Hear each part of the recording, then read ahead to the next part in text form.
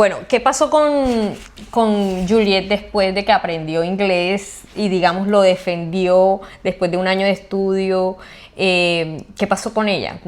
O sea, ¿en dónde estás ahora? ¿Qué situación migratoria? ¿Cómo fue tu camino? ¿Qué definiste? Bueno, eso es una historia que incluye mucho el tema de Howard. Yo alcancé a trabajar muy poco en Howard porque los horarios del colegio no compaginaban con estos horarios en los que yo podía hacer un trabajo en el que no necesitara hablar inglés. Ok. Como no hablaba inglés, no podía estar en un trabajo de hospitality o este tipo de trabajos que me permitieran compaginar el tiempo del colegio adecuadamente con el tiempo del trabajo. O sea, no era que no existieran ofertas laborales, no Para era mí eso, eran limitadas. sino que tu nivel de inglés todavía no te permitía.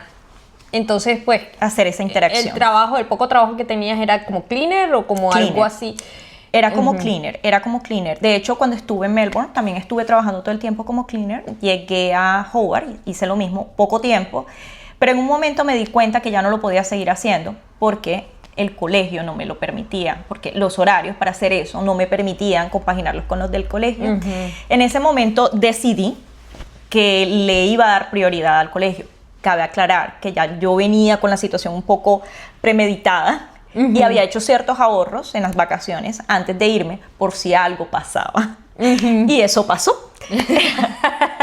Los imprevistos se volvieron... Los imprevistos, los colchones. Reales. Entonces, en ese momento vi que no, y tomé la decisión y dije, ok, me voy a dedicar solo al idioma. Vine por el idioma, hice este cambio 2 veces solo por el idioma, entonces me voy a dedicar solo al idioma. En ese momento yo trabajé en Melbourne para una empresa también de cleaner. Tuve muy buena relación con mi ex jefe, no sé cómo, no tenía inglés, pero la tuve. Australiano. Y yo estaba un poco preocupada, Lauren. Yo creo que es la preocupación que todos traemos acá, y es que cuando nos cambiamos y dejamos nuestra profesión allá, nosotros decimos, ¿y este hueco laboral profesionalmente hablando qué? Sí. Eso para mí me daba mucho ruido en mi cabeza. El pensar que ya había pasado un año que no había trabajado en mi profesión o algo relacionado con ella y que iba a continuar así. En ese momento yo tomé la decisión de decirle a mi ex jefe, yo había notado que el área que ellos... Bueno, como yo soy abogada laboral, yo asesoraba empresas en Colombia, áreas específicamente de gestión humana. Entonces había aprendido un poco y había notado que su empresa no estaba organizada en esa parte. Yo tomé la decisión, tenía demasiado tiempo libre, demasiado tiempo para pensar. Entonces eso me afectaba también psicológicamente. Claro. Entonces en ese momento tomé la decisión de hablar y decirle, venga, hagamos un cambio, un intercambio. Yo puedo trabajar unas horas y organizo esa parte y usted me valida la experiencia haciendo eso. Y eso a mí me daba paz, teniendo en cuenta que ese hueco iba a estar subsanado de cierta manera. Y al día de hoy estoy trabajando con ellos. Es decir, tú fuiste a Howard, te acordaste de, bueno, tengo a un jefe con el que tengo buena relación y que necesita ayuda en esto específicamente, y tú misma te buscaste tu trabajo. O sea, entonces, ¿trabajabas como remoto o cómo manejabas la situación? Porque él sigue estando en Howard, en Melbourne, Él sigue estando en Melbourne, yo sigo estando en Howard, y él necesitaba ese apoyo. En realidad yo lo había notado. Yo le había hablado un poco de cuál era mi experiencia laboral, a la que me había dedicado en Colombia, y había un cierto match con lo que ellos estaban necesitando. Yo se lo ofrecí y le dije, pues, no pasa nada. Si me dices no importa. Si me dices no importa, pero yo lo puedo hacer, yo puedo aprender. Así somos los colombianos. Sí, no, excelente. Además se buscó hueco, ella misma en la empresa dijo, bueno, esta empresa de cleaner, porque tú empezaste como cleaner ahí, y bueno, tiene un problema ahí administrativo, o necesitan de mi mano administrativamente, entonces yo tengo experiencia en eso. En recursos humanos tenías experiencia. Sí, como he sido abogada laboral, asesoraba gestión humana. Claro, entonces ya conozco cómo se maneja un departamento de recursos humanos. Puedo darte este apoyo. ¿Qué te respondió él? Se preocupó un poco, porque obviamente yo tenía la limitación del idioma. Yo también me hubiera preocupado, la verdad. Él se preocupó, la verdad, porque obviamente yo no tenía un nivel de inglés tan alto, pero confió y dijo, probemos, no pasa nada, probemos, intentémoslo y vemos cómo funciona. Obviamente hubo un extra esfuerzo de mi parte, porque todas las llamadas y las videollamadas para hacerme esta inducción eran en inglés, entonces sí tocaba grabarlas y después sentarme a traducir y entender y al error, a trabajar al error. Yo intentaba trabajar al error, dedicaba extra tiempo para entender dónde estaban mis errores y tratar de validarlos y hacerlos en el idioma correctamente. Y con el tiempo empecé a aprender más el idioma, empecé a entenderle más a él. ¿Cómo fue ese tema de que él confiara en ti, en tu trabajo? ¿Cómo te ganaste eso? Cuando estuve acá, en algún momento estuve hablando con él, intentando comunicarme con él, yo empecé a mostrarle, como no podía hablar mucho, entonces le empezaba a mostrar las empresas en las que había trabajado. Pero realmente yo nunca lo hice como con una intención voy a ganarme un puesto. Sí, exacto. No, en ese momento eso no pasó por mi cabeza. Eso pasó por mi cabeza cuando estaba pensando demasiado en Howard. Cuando no tenías trabajo no tenía y dijiste, trabajo. Quiero dedicarme a lo que soy. Sí. Porque tú no Así querías no reinventarte. No. Eso nunca fue una opción para ti. Sí, yo sé que muchas personas me van a criticar en ese sentido. No, pero yo estoy de acuerdo contigo porque para mí tampoco nunca fue una opción reinventar. Yo siento que también en parte es porque mi experiencia en Colombia fue muy buena. Estuve muchos años en muy buenas empresas. Exacto. Y yo no tengo otra pasión. Exacto. Entonces mi trabajo era mi pasión. Exacto. Entonces uno cuando encuentra su vocación, uno no quiere soltarla. Sí, y yo también decía, bueno, ¿qué me voy a reinventar ni qué me voy a reinventar? Además tengo 35 años, ya voy a cumplir 36. Y yo dije, por dos. Y yo dije, no, o sea, lo siento, pero disfruto mucho lo que hago, lo he disfrutado por más de 10 años que tengo de experiencia y no quiero que eso se desperdicie por un camino migratorio, no. Yo quiero tener mi vida feliz, en paz, y si eso se alinea a los caminos migratorios, perfectos, si son para mí, pero si no, pues no, y Australia no es para mí. Entonces, ¿cómo hiciste tú? ¿Lograste que tu jefe confiara en ti, te diera esta oportunidad, la aprovechaste al 100, diste tu milla extra, porque mucho más que tú grabaras, que te quedaras escuchando nuevamente la reunión, que supieras cuando él empezó a soltarte más responsabilidad o cuando él te empezó como, digamos, a delegar más trabajo? Dos cosas importantes. La primera, cuando empezó a notar el cambio en la gestión del trabajo. Mi trabajo básicamente consiste en administrar personas. Ya lo había hecho en Colombia desde otra área, que son las normas y la ley, pero esto tendría a ser un tema más administrativo, administrar personas. La experiencia, afortunadamente, ya me había ayudado a manejar grupos de trabajo. Entonces, en inglés y en español es lo mismo.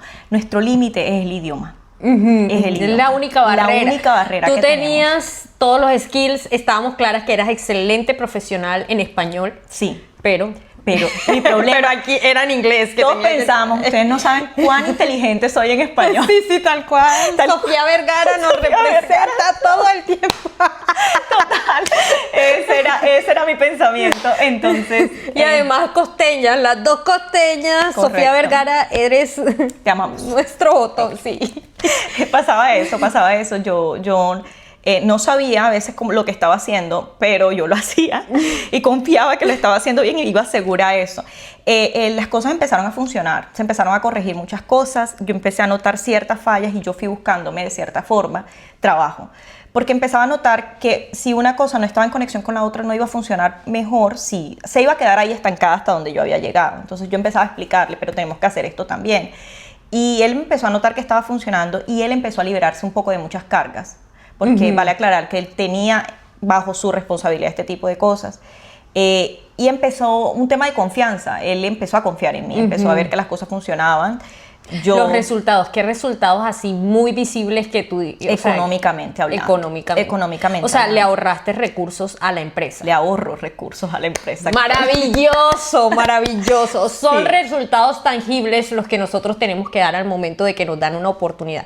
Cuando una empresa, sobre todo australiana, te abre las puertas, nosotros como colombianos, nosotros como latinos, creo que los latinos en realidad somos así, la tiramos toda. ¿Por qué? Porque hay mucha gente esperando esa oportunidad.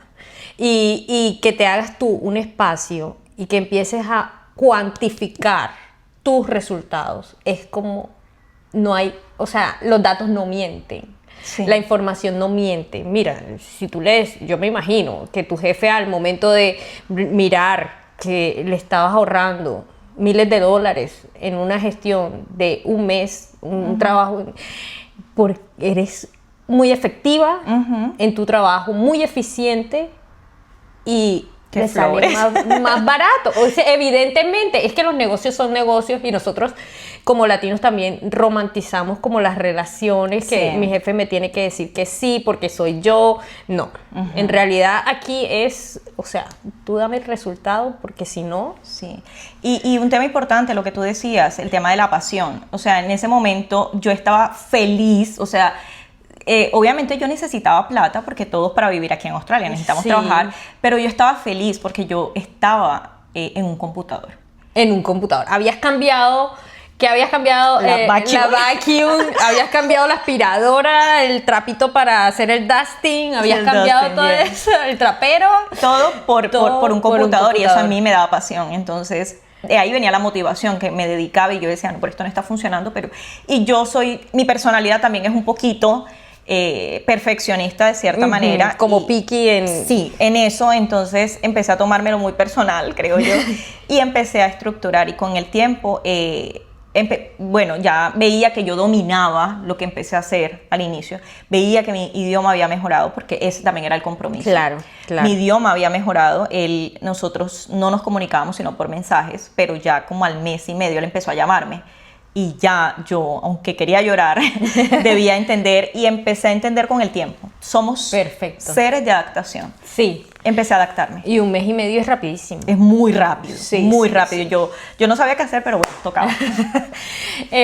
Bueno, yo recuerdo que una vez Juliet me decía, no sé cuánto tiempo llevabas, pero me dijo como, imagínate que ya hago la nómina. Ay, sí. Y yo cuando ella me dijo eso, todavía se me paran los pelos, porque yo decía, o sea, ¿cómo llegaste con cero inglés y ya? Yo no me sabía los números, o sea, yo llegué, es increíble, yo sé que todos se saben los números cuando llegan cuando están en Colombia, pero yo no me los sabía. Cuando yo llegué a Melbourne, un día una tarde dije, porque en serio yo sentía que pasaba vergüenza, y todos se sabían los números y yo no. Entonces una tarde me los aprendí. Imagínate una persona que llega sin saberse los números y resulta que termina trabajando con números. Yo ni siquiera en español había trabajado con números. Entonces empecé a hacer la nómina y me tocaba explicársela. Entonces me tocaba explicar a las personas la cantidad de dinero en inglés. Y esa combinación de 1,100 y demás es bastante complicada, además que estás procesando, que son cantidades y que es dinero y que además tienes que procesarlas. Tienes que ser precisa en español, pensar y comunicar en inglés. Entonces es un doble trabajo para mí porque yo no tenía nada que ver con los números, pero parte de mi trabajo es eso. Entonces sí, en un momento él sintió, pienso yo que sintió también el tema de la confianza y la empecé a elaborar. Yo era feliz, era algo nuevo que estaba haciendo. Yo realmente no había hecho eso en Colombia, pero cuando quieres tú aprendes. Claro. Empecé a valerme de mis compañeros, mis ex compañeros en Colombia y empecé a aprender y también empecé a hacerla y actualmente la hago. Imagínate. Bueno, entonces llegas a Hobart, trabajas remotamente para esta empresa, haces el tema de recursos humanos. También me acuerdo que me dijiste un día, no me promovieron, ya me dieron el título de, ¿cómo era? Operation Manager. Operation Manager, oh my God. Aquí cuando dicen manager, eso es porque... Sí, porque ya necesitaban comunicarse con alguien, ya era un cargo creado prácticamente, y era una oficina, o un grupo, o un equipo, o una persona que respondía por eso, entonces había que ponerle un título. Y claro, a mí no me importaba si me iban a pagar más o menos, o sea, a mí ya me decían Operation Manager y eso psicológicamente me generaba mucha felicidad. No, imagínate para tu currículum en ese momento qué significaba, o sea, sí, como que ya no tienes ninguna brecha en el sentido de que dejas de tener ese gap de la parte profesional y claro, vienes a trabajar a Australia en tu mismo cargo, en tu mismo departamento. Por decirlo así. Exacto. No es lo mismo, es lo mismo, pero y además está tienes relacionado. Nuevos skills. Exacto. Adquiriste nuevos skills que están relacionados con tu experiencia en Colombia. Entonces, bueno, llegamos a la parte en donde Juliet se tiene que volver a mudar para Melbourne. Sí. Otra vez. Otra decisión. No, y a mí me parecía increíble porque yo siento que para Juliet y para mí, bueno, pero más que todo para ti, Hobart significó inglés. Sí. Y Hobart también significó apertura a nuevos caminos. Sí. Porque tú no te imaginaste nunca volviendo a Melbourne. No. O sea, tú te fuiste de aquí con tu idea de inglés en Hobart. Y irme a Colombia después de eso, si no decidía quedarme. Ajá, bueno. Entonces, ¿qué pasa con esta Juliet que consigue este trabajo, sigue, le hacen una promoción? ¿Por qué vuelve a Melbourne? Mi posición fue creciendo con el tiempo. Actualmente yo ya trabajo con ellos hace 1 año y 8 meses, más o menos, 8 o 6 meses. La posición fue creciendo, se convirtió en una posición de cierta manera importante que solicitaba la presencia también. Y el comunicarme, digamos, que de forma más ágil con los compañeros. Adicionalmente, en un tema de visado también, hace parte de la decisión. Yo actualmente tenía una visa de estudiante, tengo una visa de estudiante y una propuesta que tiene que ver con este tema de un posible sponsor fue la razón por la que me hizo tomar la decisión y regresar a Melbourne. Adicionalmente, y la principal razón era también porque el cargo fue creciendo y fue siendo vital en la operación. Del día a día necesitabas que estuvieran aquí. Sí. O sea, imagínate, tu visa de estudiante, ¿cuándo expira? En agosto. En agosto. Este agosto. Sí. Y empezaría a regir tu visa de sponsor. Sí, bridging. Tu bridging visa, la visa puente para sponsor. Sí. Sí, o sea, wow. No, Dios, yo sé que quiere, porque es que definitivamente todo lo que ha pasado por tu vida te ha llevado a esto. O sea, todos los caminos han... Sí. Todo converge para que estés en este momento aquí, estudiando, trabajando para la empresa que trabajas. Y esta oportunidad que el sponsor tampoco es fácil. O sea, seamos sinceros. Primero, un sponsor en Tasmania no era posible, o digamos, no es imposible, pero... Pero un sponsor en Tasmania tiene otros caminos migratorios que son un poco más hacia el estudio, hacia el skill, hacia... Sponsor aquí en Melbourne. Y tú ya tenías tu empresa y ya te habían hecho una promoción y todas estas cosas. Entonces era confiar tanto de parte de tu jefe para hacerte la oferta. ¿Cómo llegó esa oferta? O cómo en el momento, ¿en qué momento ellos te dicen como, bueno, queremos, o tú tienes la iniciativa y lo preguntas, o cómo lo manejas? Pienso que yo empecé a conocer la empresa, empecé a conocer todas las áreas, a dominar mi trabajo, y ellos ya veían venir que actualmente, voy a hacer aquí un paréntesis, anteriormente, cuando nosotras posiblemente llegamos a venir a Australia, no quiere decir que ahora sea difícil, pero no habían tantos requisitos para la aprobación de una visa de estudiante. Actualmente, esos requisitos se han puesto un poquito más duros. Sí. Y digamos que hay más dificultades para que la visa sea aprobada. Por esa razón, de acuerdo a mi experiencia, de acuerdo a mi profesión, a mi perfil, yo no veía posible que hubiese una aprobación a una visa de estudiante. Creo que ellos también lo veían así. Y probablemente... Y tú siempre fuiste transparente con tus temas de visa. Sí. Soy visa de estudiante, estos son los requerimientos y estas son las cosas que pueden suceder. Sí, de hecho ellos están muy relacionados con el tema un poco porque han tenido muchos estudiantes trabajando con ellos, entonces conocen un poco del tema y que muchas personas se han devuelto por esa razón. Entonces también muchas personas han dejado el trabajo. Posiblemente eso pasaría conmigo. Y pienso yo que ellos de pronto notaron que ya conocía la empresa, entonces de pronto no querían también un tema de rotación de personas. Sí, no. Quizás era más económico, pienso yo, hacerme un ofrecimiento para poder continuar acá y no tener obligatoriamente y no por decisión irme del país. Entonces ahí vino la propuesta. Yo lo analicé, lo revisé, sentí que todavía mi tiempo en Australia no había terminado y fue como la razón por la cual tomé la decisión y en este momento estamos en el proceso. Maravilloso. Vamos a hacerte nuevamente una entrevista cuando tengamos ese sponsor, cuando ya tengamos todos esos requisitos para la visa sponsor, que también son bastante fuertes. Son cosas que se tienen que trabajar. Los caminos migratorios realmente uno los conoce cuando está viviéndolos en carne propia.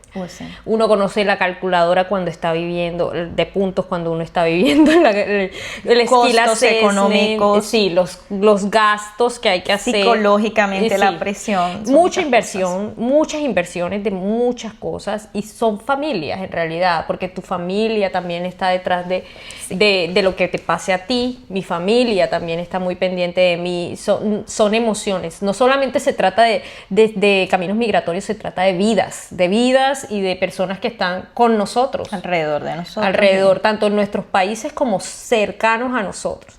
Entonces, no, felicitaciones. Me encantó hablar con una persona con la que sé que se la ha luchado, que se merece todo lo que le está pasando, que también hay muchas cosas que ha superado a nivel personal aquí en Australia. Entonces, que eso además no te ha detenido en tu camino y que has podido ser una mujer ejemplar y berraca en todas las decisiones que has tomado. Ay, me echaste flores en todo esto. No, por supuesto que te las mereces porque realmente no es una cosa que tengas gratis, no es algo que te hayas ganado en una rifa, es una cosa que has trabajado y que vienes trabajando, imagínate, desde hace años que estabas trabajando en Colombia, de cuando estudiaste, de todo eso, estamos recogiendo los frutos ahora. Entonces no es solamente reconocer el trabajo que pasa cuando llegamos acá, sino también de todo lo que fuimos en nuestras versiones anteriores.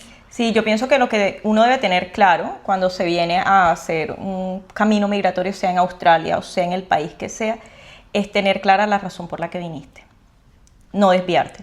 Tenerla clara siempre, independientemente de todas las situaciones económicas, porque a veces también ganamos mucho dinero y también nos olvidamos de eso. Pero tener clara la razón por la cual viniste, independientemente si te quedas o te vas. Pero que esa razón por lo menos se cumpla y ya con eso ya ganaste. Muchas gracias, muchas gracias. Bueno, ahora vamos a hacer, digamos que mi lema o la razón por la que empecé a hacer el podcast era como que yo quería contar historias reales y contar las historias cercanas a mí, porque a mí todas las personas que me rodean, gracias a Dios y afortunadamente, son personas que están en mi mismo mood. Sí, estamos en lo mismo, o si no, hay unas que ya tienen lo que yo quiero, pero siempre son personas que han aportado a mi vida. Entonces yo siempre terminaba o empezaba mis videos. ¿Te acuerdas mi primer video? Qué pena. Estaba más acartonada y entonces todo el mundo me la empezó a montar, incluyéndola, porque Instagram es favorito. Aquí, en Australia. Y era mi manera como de sacarme ese estrés o esa varilla que tenía adentro por no querer hacer videos. Mira que ahora me los disfruto. ¿Por qué? Porque he encontrado el gusto en entrevistar a mis amigas y entrevistar a las personas que tienen algo que compartir a las personas que todavía no tienen la información. Entonces, quiero que conmigo digas como aquí en Australia. Ok. Hagámoslo. Bueno, dale. Entonces, 1, 2, 3. Aquí en Australia. Genial. Quedó chévere.